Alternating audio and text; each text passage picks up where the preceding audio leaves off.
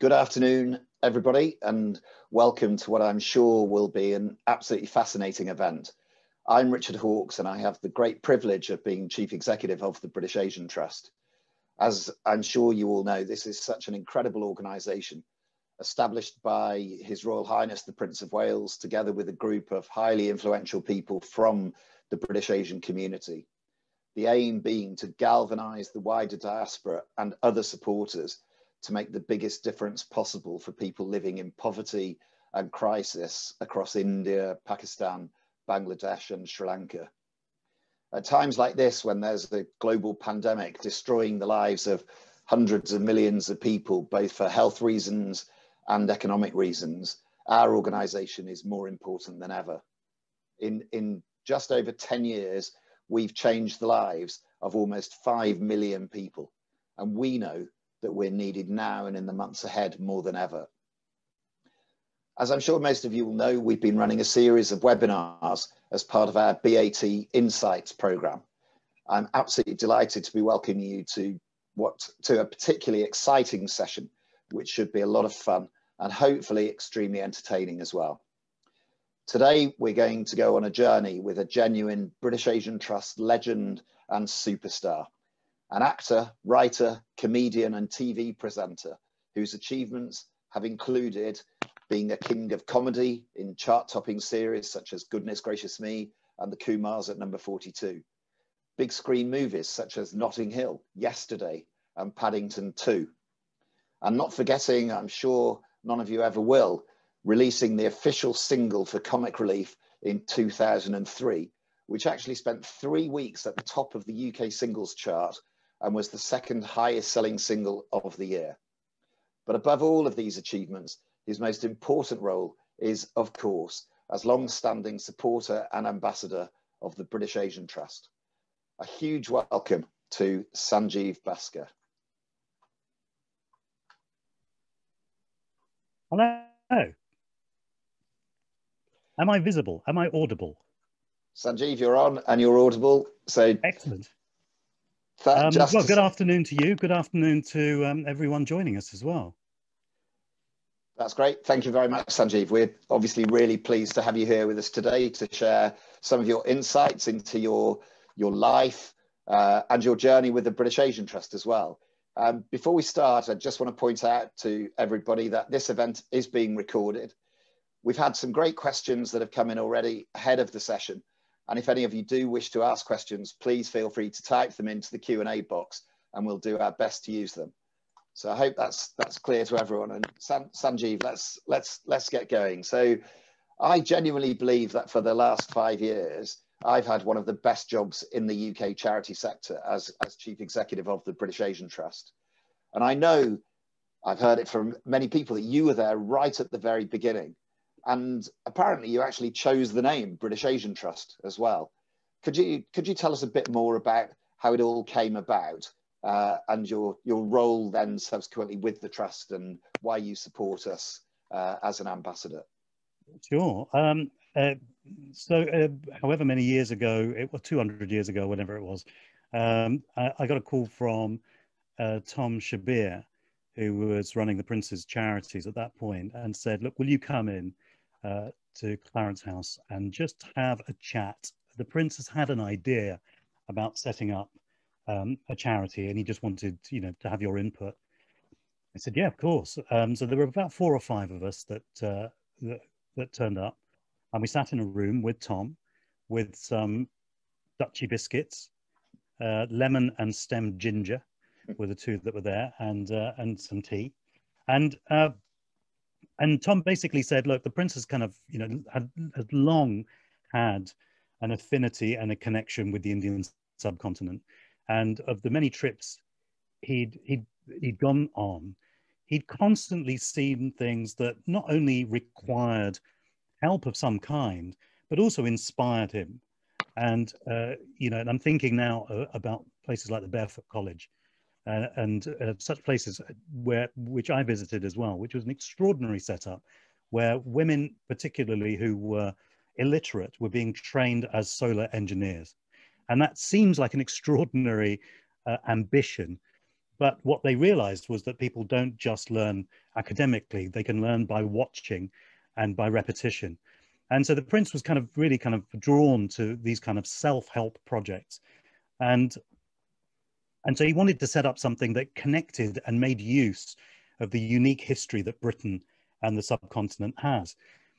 Now, in real terms, it's a complex relationship. You know, it's one of a colonial power, somewhere that you know, has that the checkered history of something that relationship would have. And I think the prince was really focused on, well, okay, there's that part of the history exists, and it's not to deny that, but what can we do now? How can we utilize the best parts of the connection since you know, independence, particularly for India and Pakistan? And so in that light, and having set up the Prince's Trust, for which I was already an ambassador at that point, I really liked the ethos of the hand up rather than a hand out. And I think that what we discussed around the table was something, is this something that's feasible? Is there a way of connecting the diaspora, particularly of those South Asians who'd moved here, made their home in Britain, and had made it a success? Because all of them had connections back in their home countries and would want to help, and to find the best of the people, their equivalents in those countries, and pair them up. It was like a kind of a dating app for successful kind of people who want to help. And I thought it was a fantastic idea. And in terms of the name, you know, the British Asian Trust is not a difficult name to come up with, to be quite honest. I mean, you know, goodness gracious me, the Kumar's number 42, Position Impossible, which is the favorite title of anything I've come up with, which was a documentary about the Kama Sutra. Position Impossible, I think. You know, I think I'm much more creative and artistic than British Asian Trust. But what I said at the time in the meeting was, with all the different names that were bandied about, you know, what is it at its simplest? Because what it shouldn't be is complicated. It shouldn't be a complicated thing to explain, and it should therefore not have a complicated name. So that was the initial kind of sitting around a room saying, do we think this is a good idea? I mean, everything after that is credit to other people, because for me, then being an ambassador for something that I believed in was not difficult, not complicated, not a chore, not a great kind of, you know, no kind of weight to carry at all. So to see where it has progressed from that conversation over biscuits to where it is now is incredibly heartening. Well, it's very kind of you to say that, but I think I'm very fortunate. I've been involved for about 5 years, and I know how much we depend on the support of people such as yourself. And it's just fantastic that you were there right at the start, but you stayed with the organisation throughout that sort of 12 years now since then.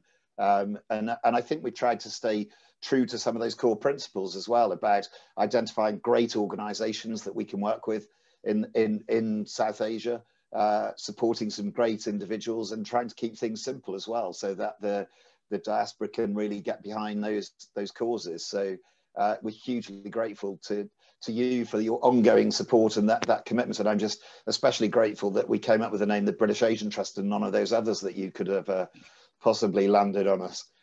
You know, they're so embarrassing, I'm not going to even mention them. I mean, it's one of those things, because, you know, I've already mentioned Tom was in the room, so I don't want people to, you know, find him and go, really? You thought that? That's just a noise. That's not even a word. So, no, I'm, you know, grateful and humbled.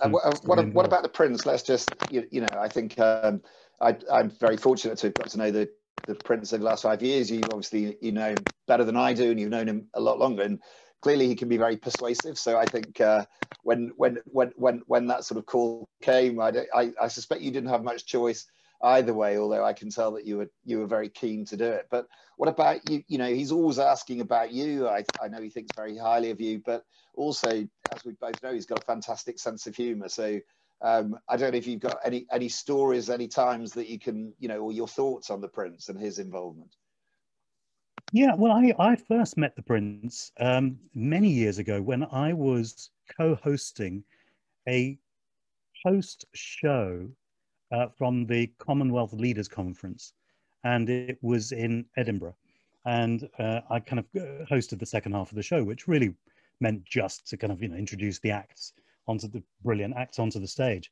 And afterwards we were all backstage, and Prince came round, and there's always a strange thing actually at these events, because everyone slightly jostles for position. You want to be, to try to get in the Prince's eye line maybe, so that he'll come and speak to you, because there's a lot of people and he can't speak to everyone. And I was about 3 people deep. And also I just thought, these are all the acts, they're the talented people. So I stayed where I was. And for some reason, unbeknownst to me, the Prince kind of caught my eye and then came over to say hello. And at the time I said, I know that you were a big fan of The Goon Show, which for those people who don't know was an incredibly successful radio series that ran in the 50s in Britain. And it had Spike Milligan, Harry Seacombe and Peter Sellers. And I said, well, I'm doing a show called Goodness Gracious Me. We've just started to do it on radio. And the connection, the Peter Sellers connection may be of interest. And I remember he said, is it like The Goon Show? Is it like The Goons? And I said, well, it's not exactly like it, but I said, there's a level of irreverence that I think you might enjoy. And then after that, whenever I met him, my point of contact with him was talking about the Goons. And so, the humor thing was always very close to the surface. And it got to the stage where he could make fun of me, and I could very carefully make fun of him.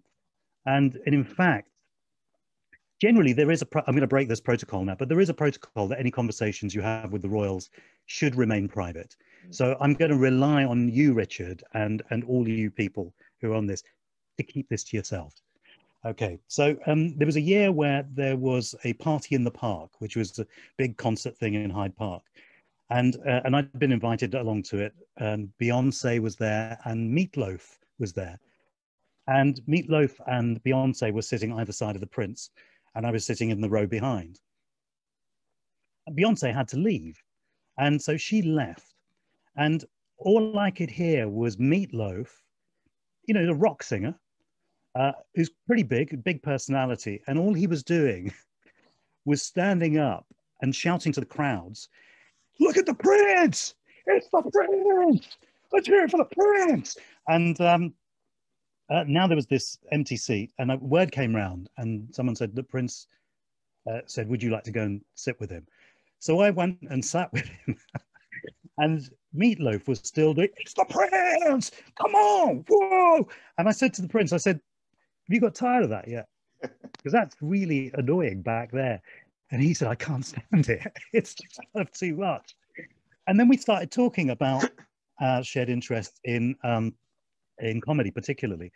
And at one point, and I don't know if anyone remembers this from the days that people used to go to big concerts, there used to be this weird tradition of someone using a toilet roll as a streamer. They would sort of throw it and it would just unroll. And someone did that in the crowd. And the Prince said, do you imagine the kind of mentality of someone who has to bring a toilet roll to a concert and throw it? And I said, yeah, but think about the bloke who asked for it. How desperate is he in the middle of the thing? And then we just cracked up. And so the point of contact with the Prince and I has, and with the Duchess actually, subsequently, has been one of humor. And I think the thing is that, I think understandably, people look at the position that the Prince has, and they kind of read it in all sorts of terms that are not entirely human. And I think my first port of call was, you're a person, you have interests, you have loves, you have hates, there are things that annoy you, there are things that amuse you. At that point, you're a father. And so I tried to connect on all those levels, and that's where it's remained. I think you're the only person I know who can get away with doing an impression of him, probably in front of him as well. But I think Richard, can I just tell you, the first time I did it, I went to do something in Northern Ireland, and I did the impression there, thinking, well, this is quite safe. I'm in Northern Ireland. This will never get back to him. And then I got a letter from him saying, thank you for going to Belfast to do this thing. I hear you do an impression of me, and I will be Yeah. checking it for its verisimilitude, which I then had to go and look up, which means Yes, exactly. accuracy. So, but I think the great thing, you and I, you know, we both know this, that we're very fortunate to be able to have those informal conversations with him and get to know him in that kind of way. And he as we both know, he's absolutely fantastic. He's got a brilliant sense of humour, and he's so incredibly supportive and passionate about the work that we do as well. And also he's passionate, as you said right at the start. He loves the British Asian community. He loves South Asia. And so you know, we're very fortunate to be able to see that at first hand. Can I just add? Can I just add to that? Of course, yeah. There's very few people that I've met who've given their name to a charity who are as hands-on as the Prince is, and that really surprised me. It surprised me with the Prince's Trust, and I was less surprised with the British Asian Trust because I knew what he was like a little bit by then. But I was very, very surprised that somebody. I just thought he's a figurehead. He's a figurehead for this thing. He's lent his name to it, and everybody else gets on with it.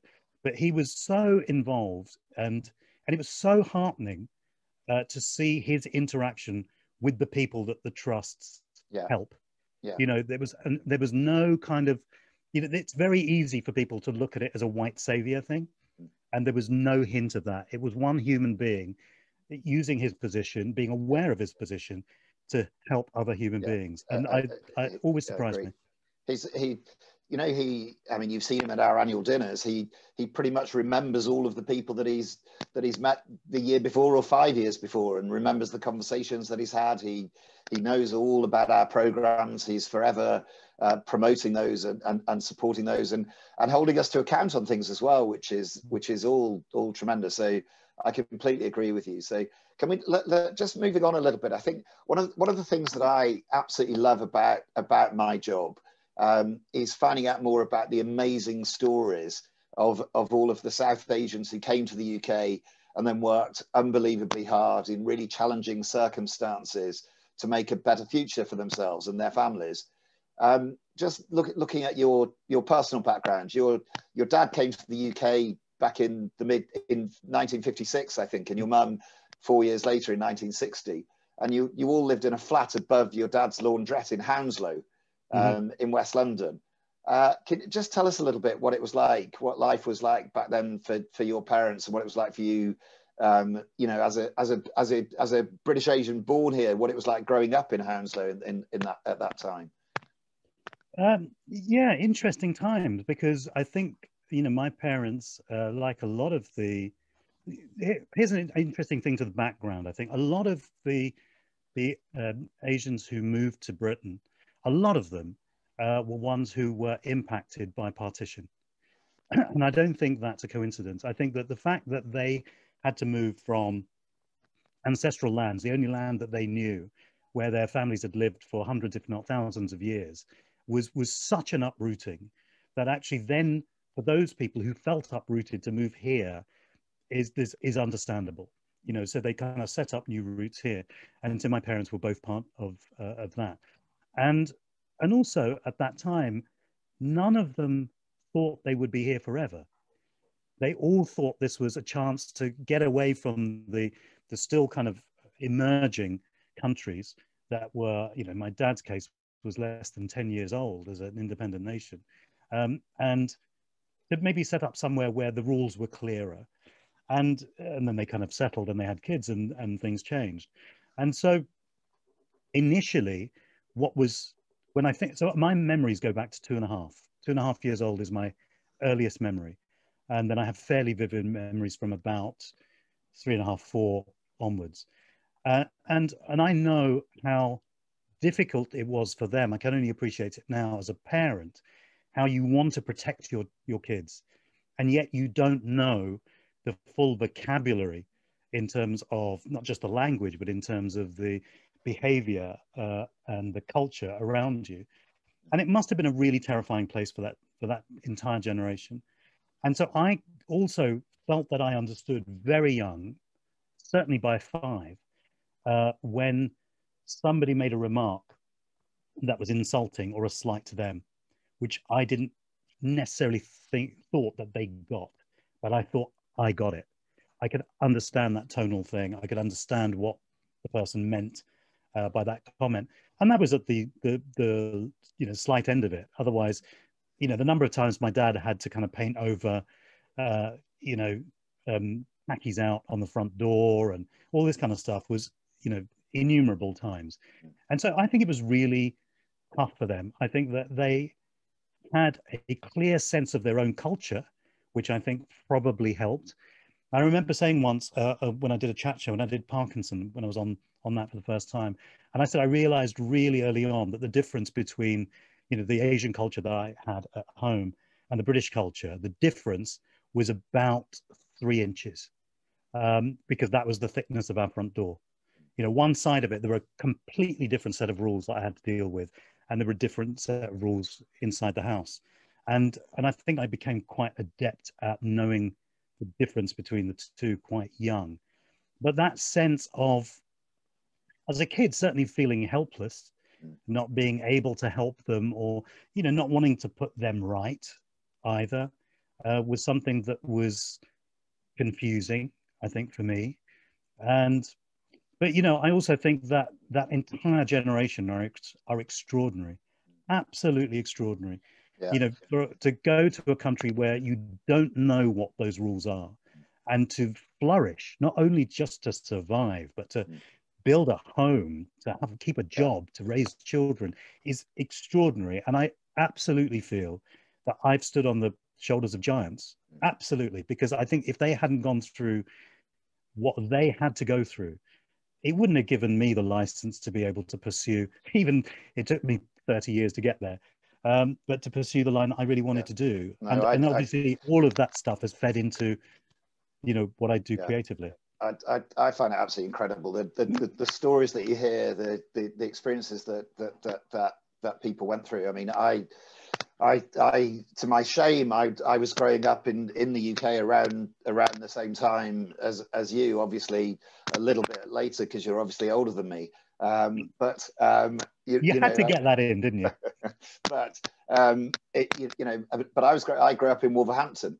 So again, very multicultural city now, but and at the time I just genuinely wasn't aware of the kind of rubbish that people were having to experience. It's as I got older and I got Asian friends and then started doing these kinds of jobs that you look back and you just think that this was, these experiences were just absolutely terrible. Also, Richard, it always kind of disappoints me to hear of the comments about, that particularly aimed at that generation, that they just didn't mix.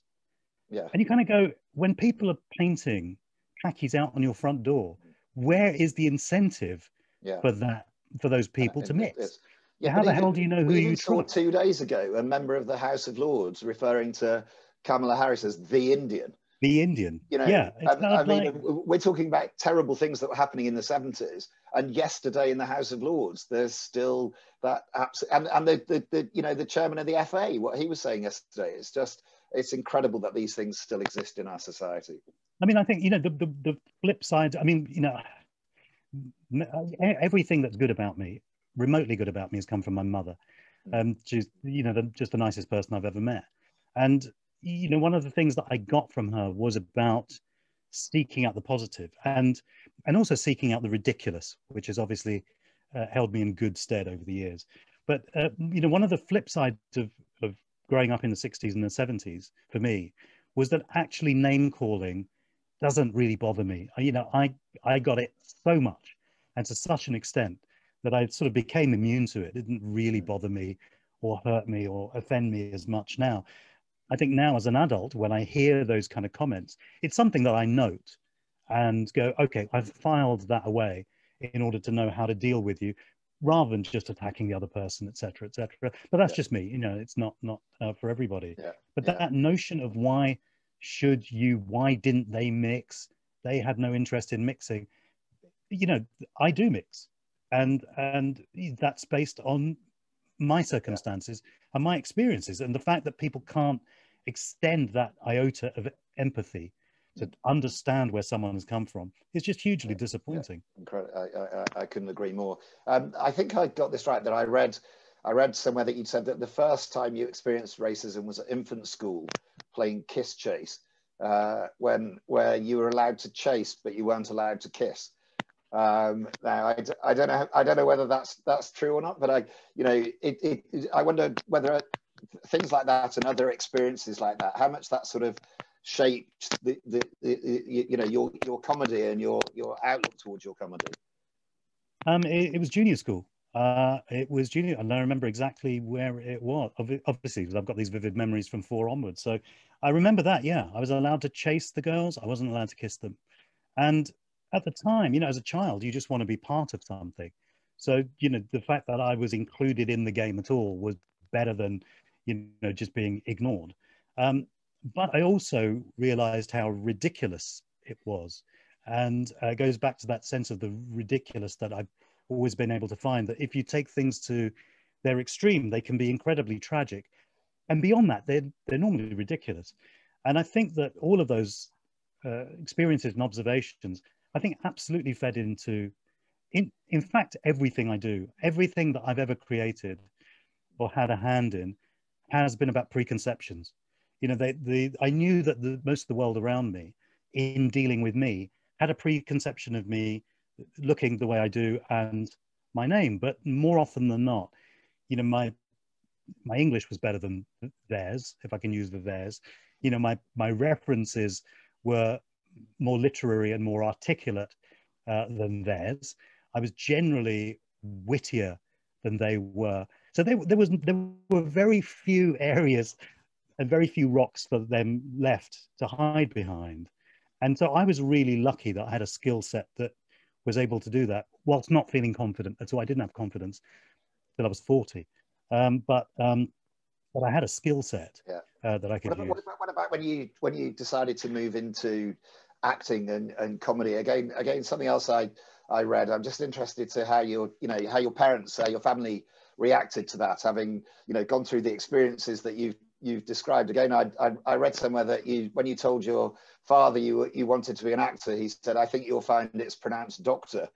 Do you know what? He did say that, and it was an uncle that came round and said to me as a 4-year-old, "So, young man, what do you want to be when you grow up?"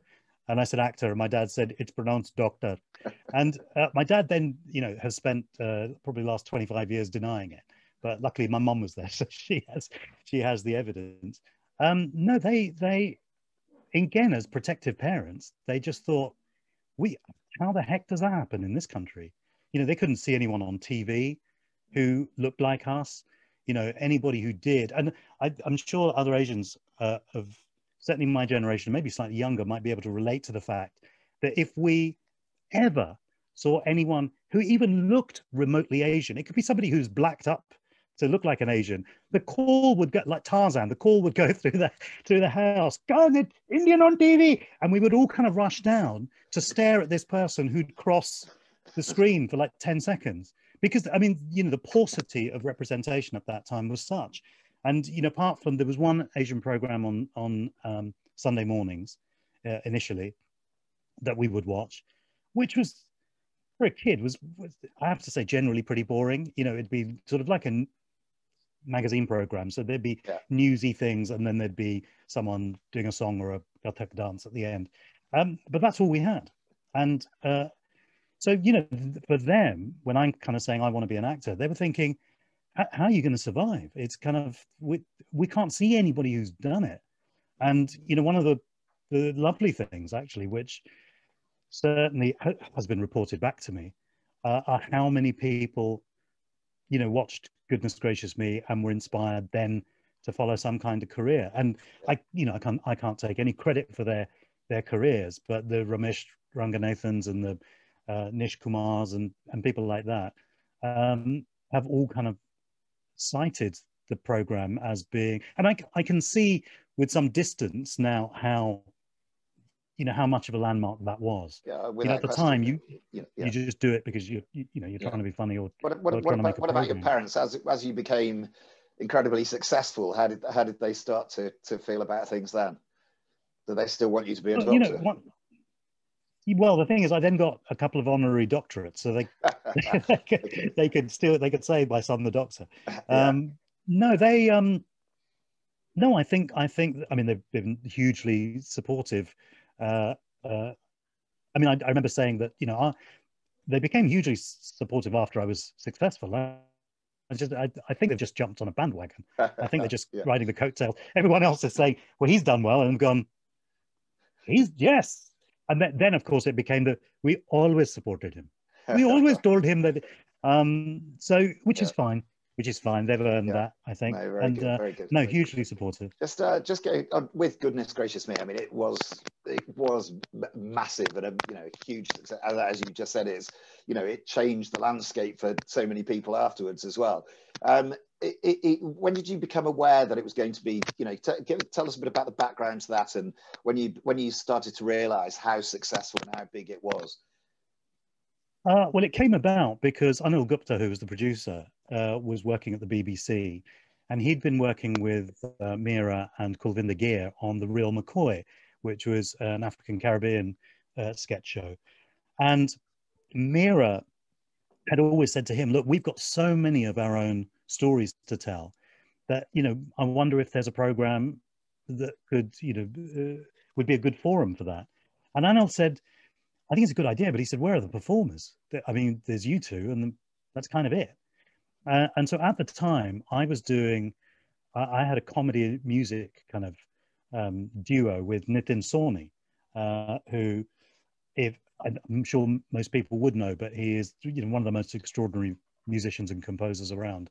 And we'd been at university together, and we'd put on a show when we were at university, because Nitin and I, when we were talking, we said, there's nobody out there who represents our experiences of being both British and Asian. There's nobody out there doing anything creative. So that's what we decided to do. And we did little venues in and around London, a couple of places outside London, a couple of times. And Anil Gupta heard about this, came to see us and said, right, this is the material we're looking for, because that's all our stuff was that bridge between our Asian heritage and our British upbringing. And so that's how the show was put together. In terms of when we knew it was successful, we were on Radio 4 first. And I remember the distinct moment I realized it had crossed over was I was walking along a street in North London, and it was a very hot day, and outside a pub, there were lots of people drinking outside a pub on the road, and there was a guy dressed in a judge's wig, right? And there were two skinheads that were sort of sitting at his feet, all three of them drunk. And I thought, skinheads, I've had those experiences, put your head down, keep walking.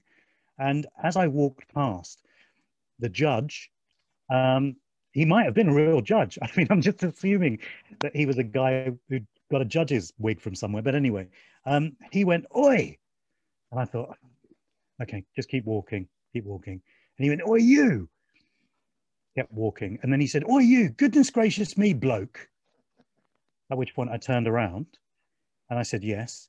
And he said, chuddies. It's underpants, isn't it?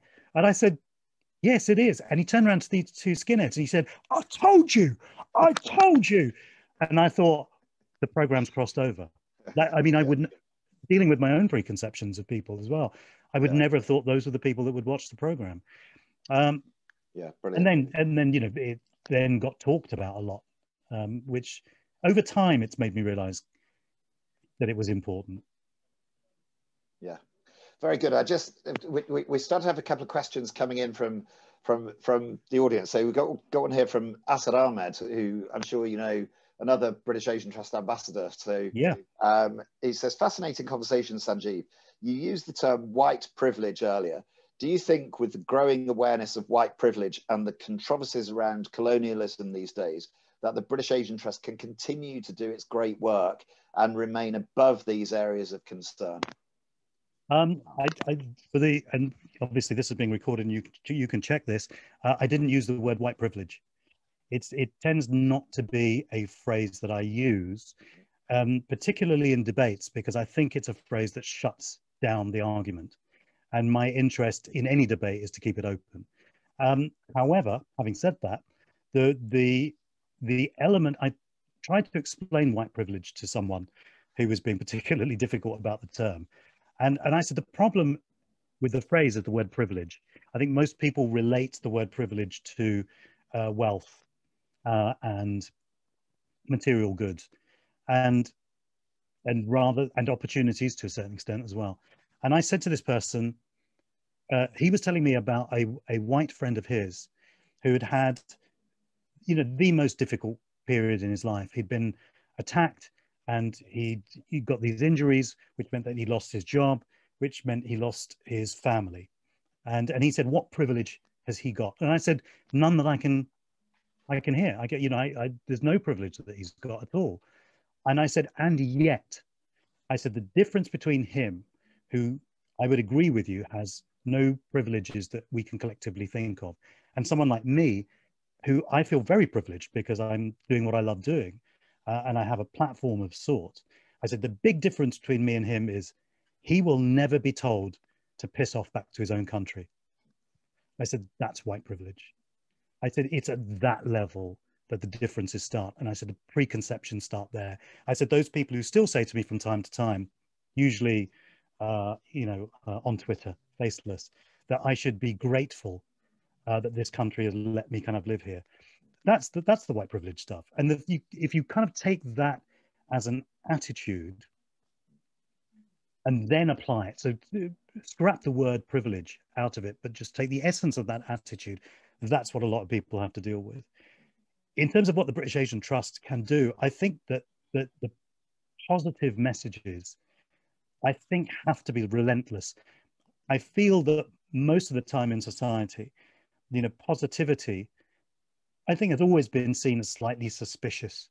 You know, if you meet somebody who is relentlessly optimistic, there's a great instinct in people to try to find where the chink in the armor is.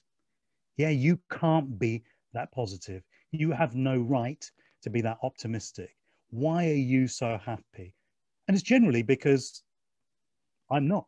I mean, that's where it has to come from. So I don't begrudge anybody's optimism. I don't begrudge anybody's success because it doesn't impact on mine. You know, I'm already really fortunate. And so if you're really lucky, good luck to you. You know, if you're really lucky and you're somebody I don't like, then I just don't want to be in contact with you. But I don't wish you ill because you've probably got family and people who will benefit. So good luck to you. So I think that in terms of what the British Asian Trust does, in terms of that relentless message, in terms of connection, what we can do together, and that emphasis, I don't think can ever be said enough. No, that's that great, probably great, doesn't great answer point. us as a question, but you know. No, it's very, very, very good. Let's just move on a bit with you about your own career. So your career it is so you know you've done so many different things now, including musical theatre, comedy, movies, documentary, serious drama, and so on. Not least the powerful Unforgotten as D.I. Sunny Khan. So was it a conscious decision for you to move into those more serious roles? It was partially conscious, yeah. I think that, I mean, in a way, I even though, you know, as we've established, Richard, I'm much older than you are. It was, you know, I still haven't been doing it that long, I feel, because I started so late. And so I like being on a learning curve. I like to know, I take some sort of solace in realizing how little I know, because there's so much more to know. And so certainly the first 5 or 6 years, I packed a lot of experience in. From goodness gracious me, I came up with the Kumars. I did my first play in the West End, did a documentary series, and did a couple of little bits in movies. And that was all in the first 5 years that from when I appeared on TV. So I packed a lot in at that point. And I think when it came to the drama thing, I just thought, once again, I think people have got preconceptions about who I am and therefore what I can do. And so there was a slight conscious move towards doing drama, also so I could learn more and learn if I could do it. Unforgotten has been, you know, the icing on the cake in terms of that. And I'm still slightly shocked that I'm in it, even after 3 series. We've just finished filming our 4th.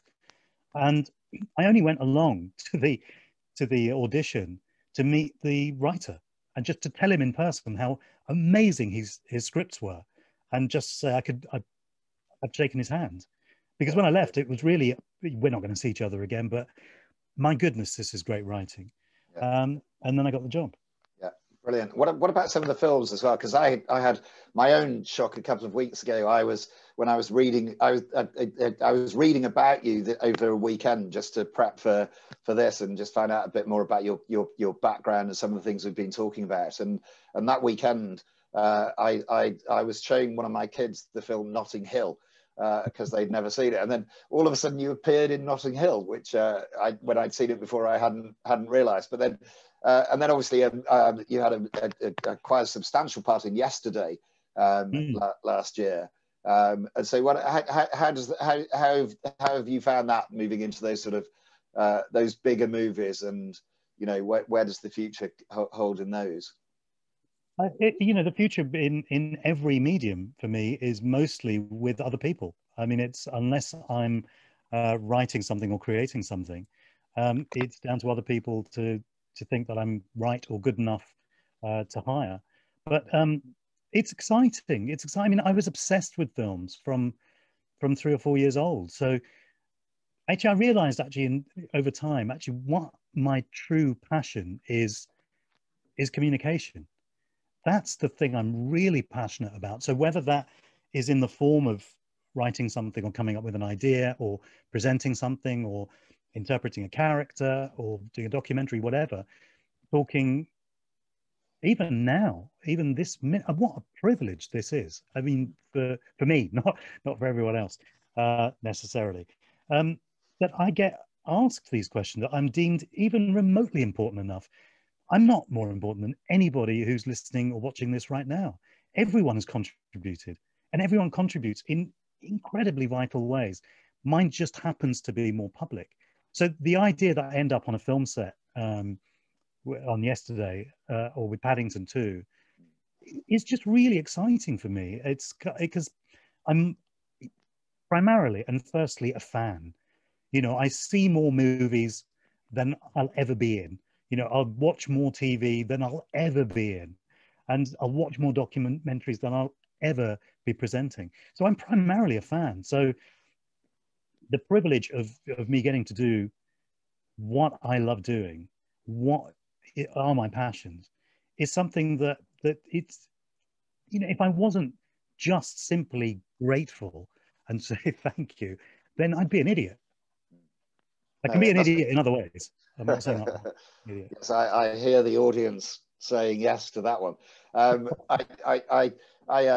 couldn't agree with you more. I feel, in the world that I'm in, I feel exactly the same. I have an absolute passion for international development and for the charity sector, and for it to, to actually call it a job just seems totally wrong when you're, to be doing what I'm doing and to be able to play that role in trying to make the difference we make. It's, it's not a job, it's an absolute privilege. And so, but also, again, just to add to what you're saying there, the heart of collaboration, the British Asian Trust has been about collaborations. It's about getting two people together to solve a problem.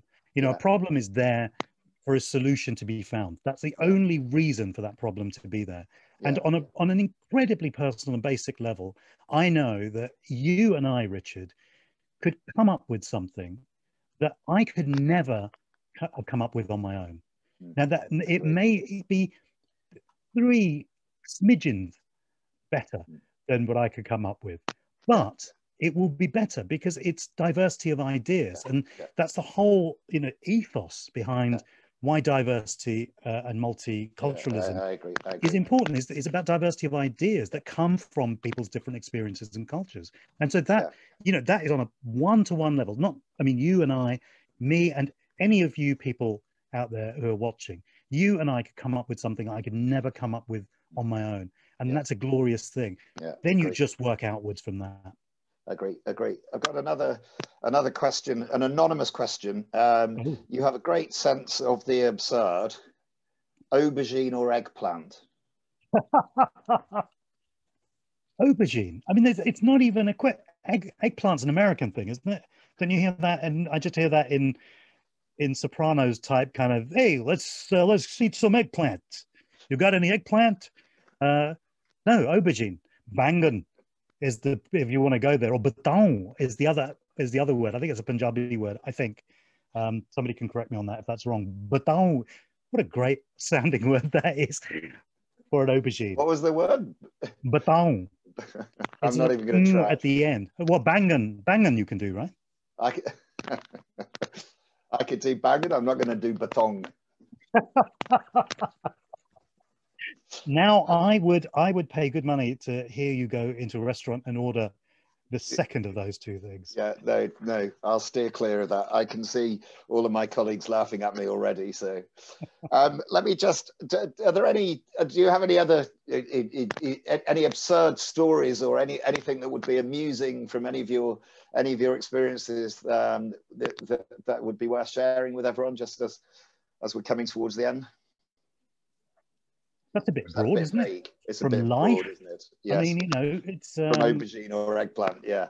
Okay, I'll tell you one. So the one that comes to mind was, so one of the things I did before I started acting and writing was for a brief time I was a tour manager for musicians and musical groups that had never come out of Southeast Asia before, South Asia particularly before.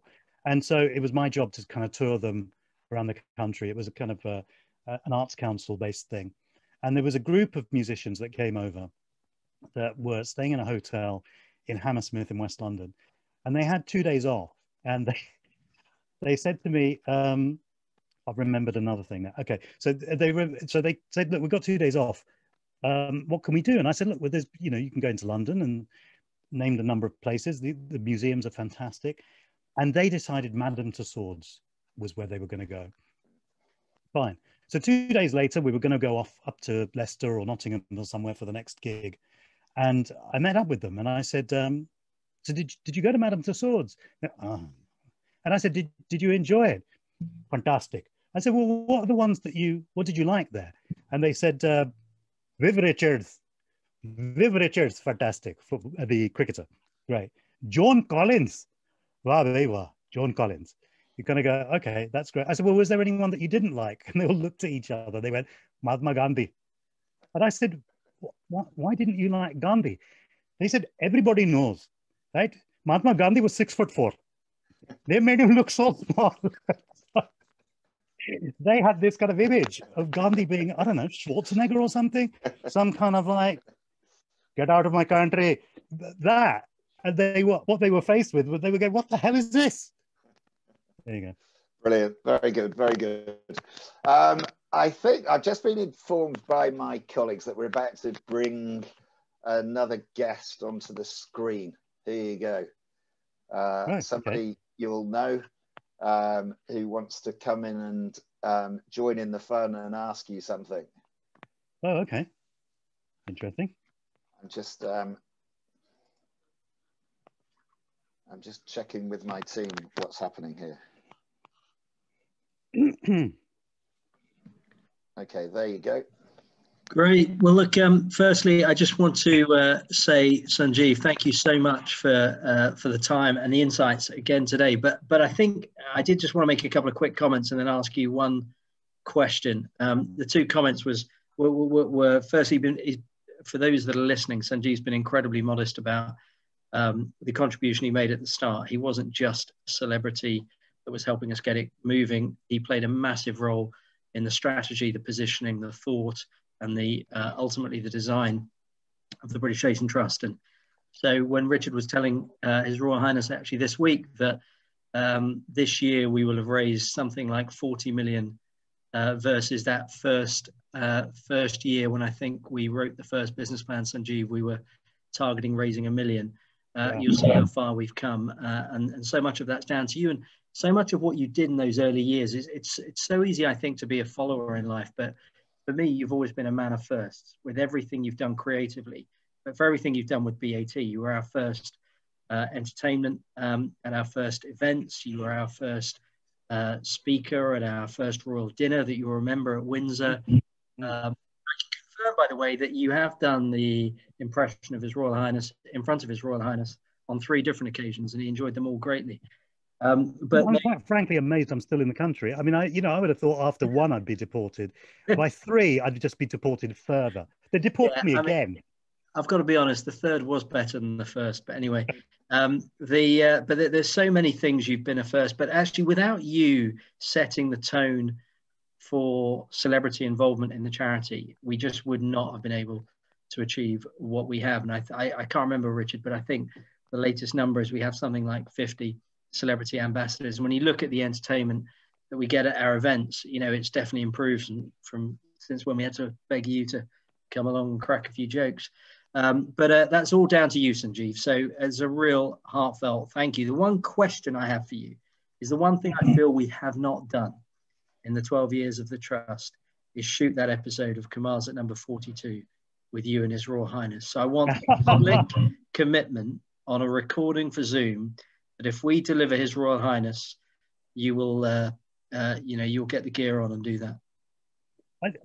Unquestionably. I mean, it would be the guest of guests. It would be more extraordinary than anything. And we did. I mean, the Prince was up for it. We did mention it to him kind of years ago, and I remember he said something along the lines of, he said the idea of their grandmother scared me to death, and then obviously I did, and here's Mira, and so they had a good conversation and laugh about it as well. It would be great, and I think also to do it for charity, I think would be perfect. I would think it would be perfect. But just to go back to your very, very kind words, they are over generous. I was in the right place at the right time. And also the one thing it's about preconceptions about celebrities as well. Some of which are true, is that it's not about me. It's about forging these relationships that get things done. And if I can play a small part in assisting in that, then great. And if I can't, then boot me out of the way and let the good people go and do it. Ultimately, that's what the ethos of the Trust is. It's about, in the end, getting that collaboration that goes and makes a meaningful impact on people. And it has done. And that is the point. It's kind of, I'm there as happily as an extra face that comes along. I mean, I love the fact that someone like Naughty Boy, and the route that he came through to be an ambassador, I think that's extraordinary. I think that's fantastic. And so I play my bit along with everybody else. Well, thank you. No, thank you. I mean, I've got to say, look, I've worked in a number of different charities, and I've never experienced that. And I think everyone I know in the charity sector would absolutely die for the sort of commitment that we have in this organisation from people that were involved right at the start of the organisation and carry on being involved. And I think that, Sanjeev, I'd echo what Manoj says. It continues to inspire others to get involved, and then we do what you've just said, which is get everybody collaborating for that greater good of what we're trying to achieve. I think also, I mean, having kind of been tangentially involved in other charities, not at an ambassador level or a supporter level like here, it's always interesting to me. So my background's marketing. That's what I studied at university, and then started putting on makeup for a living, years later. But it's that, and this is what I think I've tried to do in all the stuff that I've created, is to preach to the unconverted. So many organizations preach to the converted, and it's great that you've got a base there that supports you, but that's unless they're super wealthy and they're innumerate, it's never going to be self-sustaining. So getting that message further and further out and making it more and more inclusive, I think, is what I've done in my work. And I think those were the kind of conversations we had around that table. That was my pitch, 12, 13 years ago. And to see that, the Trust, the British Asian Trust, has done that simply, but not through anything that I've kind of added to it at all, but has done it through, the right recruitment and getting the right people in place to get those people who can make a difference, to get them to start talking, is fabulous. Fantastic. Very, very last question, Sanjay, because I'm being told we need to wrap up very quickly. What are your future plans? What's next? And have you been doing anything during lockdown that's going to surprise us next year, or what's coming up? What's next for Sanjeev Bhaskar? Well, Unforgotten, we did series 4, which we started at the beginning of the year and then finished about 6 weeks ago. So that was an interesting experience because we obviously finished it under more restrictive times. But so that'll be out, I think, early next year, I think at some point whenever they put that out. Otherwise, like most people, it's been about trying to kind of work out where it's trying not to feel unfortunate. And the key to that is obviously to feel fortunate. And so I've kind of thought a lot about that, about what makes me feel fortunate, whether it's the experiences, the family I have. My son said to me in the first lockdown, he kind of said at one point, he said, wow, lockdown. He said, we're together all the time. It's a good job we get on. And I thought, yeah, that's really funny. But actually, boy, is that lucky. Because not everybody has that good fortune. So it's little things like that I've tried to hang on to. I've tried to kind of learn French from an app. I'd cause an international incident if I attempted to use it out loud. So, but no, other than that, the Eat Out thing that the British Asian Trust did was fantastic, supporting local restaurants and stuff. That would be a great one to do again at some point. It's been creative and keeping positive and connecting with other people who are positive. No, that's all fantastic, and it's great that somebody at your age is able to be so active and do so many things. So congratulations. You really have to have more respect for your elders, mate. You really have to. You're going to get tuppered at some point. So. Look, Sanjeev, thank you so much. I think we've conveyed our gratitude to everything you've done for the British Asian Trust right from the start, and everything you continue to do. And all of us involved in the Trust hope that continues for many, many years. For all of the reasons that Manoj and I both said. The organisation is hugely strong these days, and it's very much down to you and that small group of people that have started the organisation, and then people such as yourselves that stay with us, such as yourself, who stay with us and continue to support us. So hugely grateful for that. I'm especially grateful for your time today, for sharing those insights and those stories and the personal background and your opinions on those things. I've really enjoyed it, and it's been absolutely tremendous, and hugely grateful to you for that. To everybody who's been watching, thank you very much for joining us. Please do look out for future British Asian Trust events that we'll continue to promote. I'm very sorry that I wasn't able to get around to asking the other questions that were submitted, but we did try our best. So, but thank you very much for joining us. Thank you to my team as well for helping to put this together. Finally, just to you again, Sanjeev, that was absolutely tremendous. Really appreciate it. Thank you very much indeed. Thank you. Look forward to it, and good luck, and look forward to meeting everybody who's out there in person at some point.